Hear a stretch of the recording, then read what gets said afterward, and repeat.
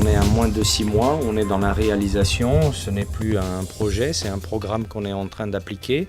Le lancement s'est fait en partie la semaine dernière avec notre parrain. Pour moi, un bon moment et de fierté d'être le parrain de cette action qui a pour but de réunir des enfants de l'Europe, de la grande Europe, de partager un bon moment de football et de faire découvrir un tout petit peu la culture française.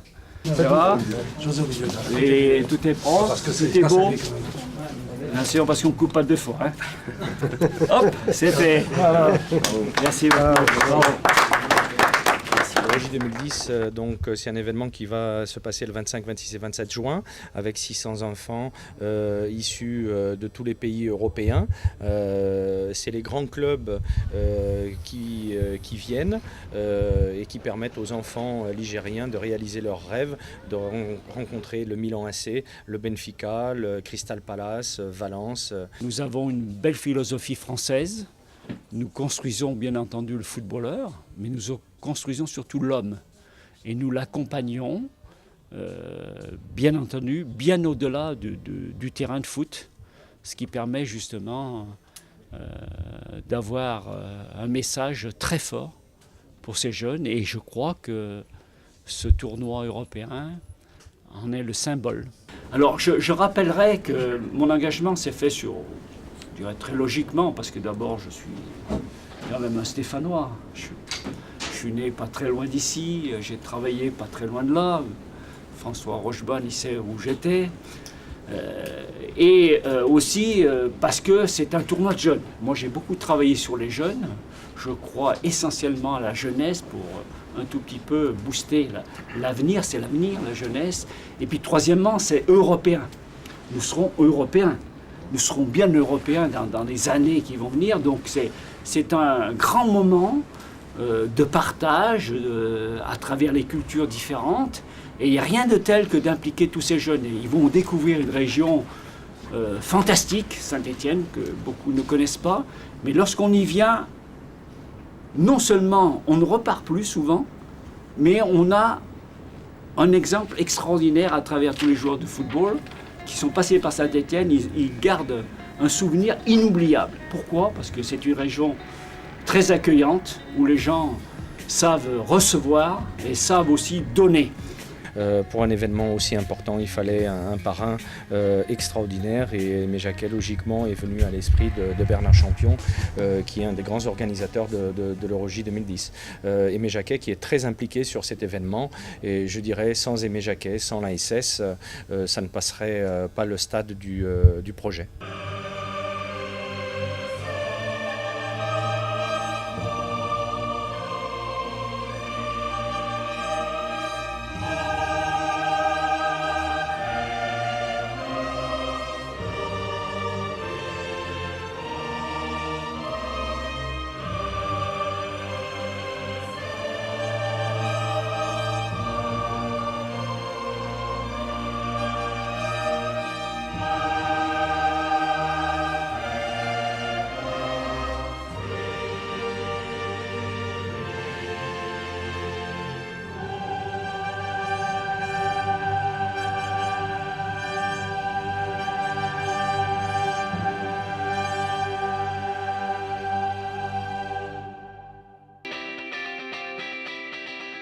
C'est surtout parce que ça se passe à Saint-Étienne.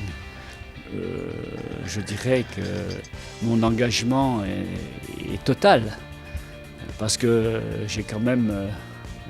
je suis né dans cette région, j'ai vécu dans cette région, j'ai travaillé dans cette région et j'ai commencé ma carrière de footballeur comme sous le maillot vert. Et lorsqu'on a le maillot vert, on est marqué à vie. Et je peux vous en attester parce que c'est une région extrêmement intéressante.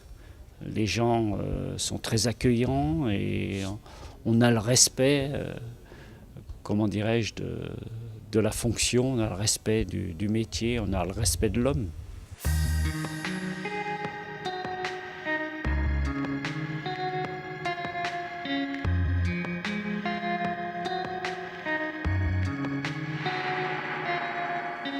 Saint-Étienne est associée au football depuis de nombreuses années. Elle a un club historique qui a marqué le football, qui a été reconnu non seulement dans l'Europe, mais dans l'Afrique, dans l'Asie. Je peux vous garantir que pour avoir voyagé beaucoup, on connaît Saint-Étienne, on connaît les Verts et on connaît leur identité et leur palmarès. Donc aujourd'hui, bien modestement, étant un Vert, j'ai apporté ma modeste contribution. La philosophie de l'Euro J 2010, c'est de faire passer un message. Un message est plus facile à faire passer à des enfants qui ont 12 ans. 12 ans, je rappelle, ils sont nés en 98, l'année où Aimé Jacquet a été champion du monde, comme tout le monde le sait. Mais c'est plus facile de faire passer des messages de fair play, d'acceptation de l'autre, plutôt qu'à 18 ans.